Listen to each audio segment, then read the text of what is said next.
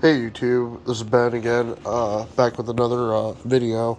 This isn't a review, but this is just a pondering. I can't seem to get to sleep. I've been a little under the weather for the entire weekend, but I thought to this to myself, since I do actually collect a lot of female figures.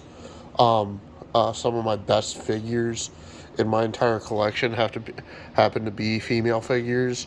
I just think that it's very impressive. It's also very. I think in a way it's harder to make the female body into a figure form, especially making different types. You know, you have the slender, the petite, the curvy. You know, the strong ones. Just here and there. You have some like the Masters of the Universe origins, where like their females aren't even detailed in the slightest, and then you have some that are like you have a lot of them that are like premiums that are like the best female figures you can get ever, and then there's also like I probably can't even talk about it right now, but you get some where like the female figure is very immaculate, and then you get some where they're very you could tell that you could just tell that females were an afterthought instead of like the main focus when they made them. That's what I feel like with the Masters of the WWE and also the Masters of the Universe Origins, because none of their figures are detailed. In fact, you could like I don't even have an example to show, but you could tell like even within the Mega Constructs Masters of the Universe figures that those female figures are actually more detailed than the Masters of the Universe figures. I mean, hell, you probably even look at like a female Lego minifigure and tell that the printing on there is actually more detailed than the sculpt work on Masters of the Universe Origins female figures. So, so the question is, are female figures peg warmers? And I want to say, in this day and age, yes and no, but more no. And here's my reasoning as to why more no. Number one, kids nowadays they do not they do not collect figures. They do not collect action figures. They're more into Beyblades and Legos and like probably even Imagine-X. I'd imagine kids would be more into Imagine-X rather than action figures right now, because they're just easier to play with, and there's so much more of them. And the biggest reason as to why they like Imagine X a lot more than figures is because they practically come with sets. You know, I remember when I was a kid, I was like four, I want to say 4 to like 9 years old, and when I was in toys, like I had to have it come with some sort of set. So I was really big into the Great Adventure Fisher Price line. I got a lot of the toys right now. I really should break those out and do a review, or at least a overview on those, because nobody ever talks about those.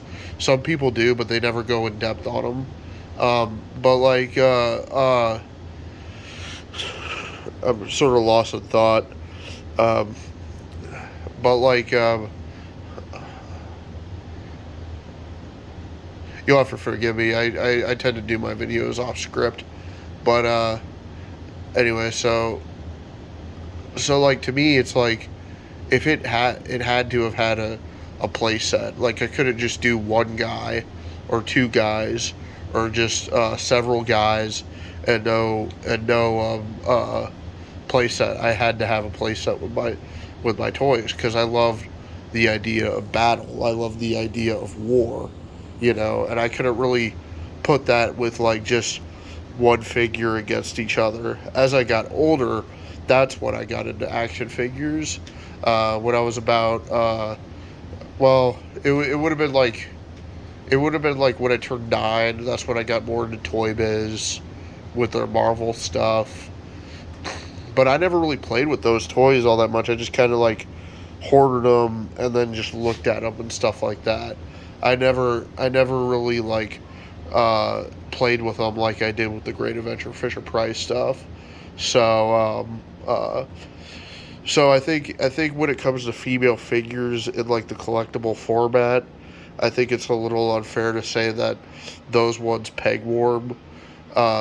There's certainly ones that are just more sought after than others, but nowadays I think I kind of see equally as many male figures peg warming as female figures. I just think that if it's a boring female and if it's a boring male figure, that they're going to peg warm. Like Clam Champ is going to peg warm because he's just a boring character. There's not really a lot to him. I think that like Marvel's uh, Marvel's Captain Marvel line is just gonna peg warm because she's a boring character. There's not really much there. Um, you know, so all the examples I have on the table are of female figures that don't peg warm. That's Spectre. I've always had him in this pose where he's holding Black Cat, but that's the Black Cat version with the cleavage. You can see with the nice cleavage sculpt. That's the preferred Black Cat, and very early in the line, so it's very interesting how that figure holds up today. Not a lot of uh, not a lot of Marvel Legends, older Marvel Legends figures hold up all that well. Uh, unless if they're build a figures, of course. Then we have came the recently one that came out. Uh, um, She Spawn. She's definitely not a peg war. People are really struggling to find figures of her. Then we have China, the first version of China that came out with the WWE Mattel Elites. I will say that the second run of her, which I also have, but I just didn't feel like taking it down. That version is actually a peg warmer. That version I see all the time, but this version though isn't. This version is like, and this version is the much preferred version. I think it's definitely an interesting look. Uh, she has the bangs, so she kind of has that Vampirella look to her. She's got like spike collar. She's got the torn leggings. She's got all this detail in the back with the studded belt. They even have her like, I don't know if it can make it out, but they even have like a really small tattoo. Uh, you know, and Mattel, if they don't feel that it's necessary to put tattoos on wrestlers, they won't. So that's very interesting that they decided to put a tattoo on her that was that small. And then we have one that's definitely not a peg warmer as well. The loose collector, uh, uh, Lady Death. That one's totally not a peg warmer. That one's very hard to find, and if you do ever find that in stores, then that's a pretty pricey figure. It was originally supposed to be like $70. Now it's up to like 125 or something. It's an expensive figure. And it's a good one too. Fits in very well with Masters of the Universe Classics and Marvel Legends and WWE Elites, and all that. So, um, but yeah, those ones definitely aren't peg warmers. There is a lot of wrestling females that aren't peg warmers either. So, but I mean, even back in the day, you had it to where there wasn't like not like female figures didn't necessarily peg warm. I remember the first wave of grindhouse figures. None of those peg warmed, and like two of those figures were female. I actually have one in my collection, but like I just didn't break her out. I don't know why. I thought about it, and then like I kind of just got sidetracked. It's just that this isn't going to be a very long video, but let me go ahead and show you some other female figures that are just highly sculpted and and very highly made that just don't peg warm at all. Okay, and here we are. This is my some of my 1/6 collection, which is Fison TB League figures. These figures definitely do not peg warm at all. They are very highly sought after, and they, in fact, triple their price when they're no longer available on major retailers like Big Bad. So that's one of them that doesn't peg warm as much as people, nearly as much as people think that female figures do. However, Fison is a very female heavy, very female heavy company, and they have been for years, pretty much ever since they came out. So they know how to do the female body, and they do different versions of the female body. You can see this one is very curvaceous, and she's not the most curvy seamless doll I have either. And she's pretty curvaceous as well, Arcala, but but you could see she's also quite muscular. They do male figures, and they do male figures extremely well at the same time. It's just that their focus is also on more obscure comic book characters as well. So that back there is Lady Death, and Lady Death is interesting because she has these massive breasts, but she's pretty thin. She's not very curvy aside from her breasts. So, and then we have over here, I got Pegatory, Cure, I think that's how you pronounce it. I never could figure out how to pronounce it. But then you have Vampirella. One of the versions of Vampirella that they had, I have two. That's actually kind of a kit bash that I made up, where it's sort of made up of like a Western version of Vampirella. But I have others, so there's her, and then there's a Zombie Girl, and then there's one of my favorite figures of all, which is a female. It's Booty Babe. The Bride of Frankenstein version of a Booty Babe.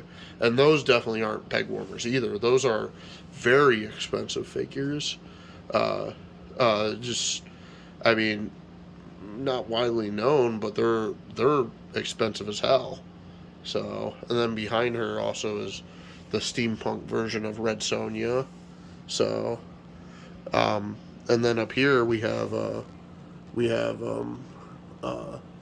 Nefertiti, great one, and we have this one here was supposed to be one that I customed to be Druna.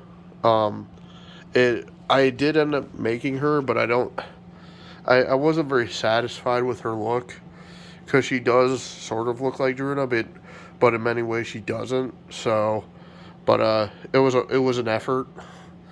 Then you have the statue of Druna that I bought last summer for a very good price too, only $40. I mean, nowadays it's like you have to like $40 is like an average price for like a good Marvel Legend. Then you have Betty Page, and then you have this one back here that I kind of just kept there and never really messed with. Yeah, and then you got this Day of the Dead Lady Death, which again is not a peg warmer. So, you know. So just to wrap things up, I don't think that nowadays female figures are peg warmers. At least I don't think that they're inherently peg warmers. Back in the day, they might have been, but I also don't really think that children of a certain age group really care all that much for action figures. I think they're more into things like play sets and like war and battle, if that makes any sense. I think they're more into like the large scale stuff, not so much the individual figure stuff. I think that goes more in hand with like the older you get, and like if you're an artist like me, then it probably speaks to you more. So, all right, that's it for today. Tonight, I just wanted to talk about that. Thanks, and keep collecting.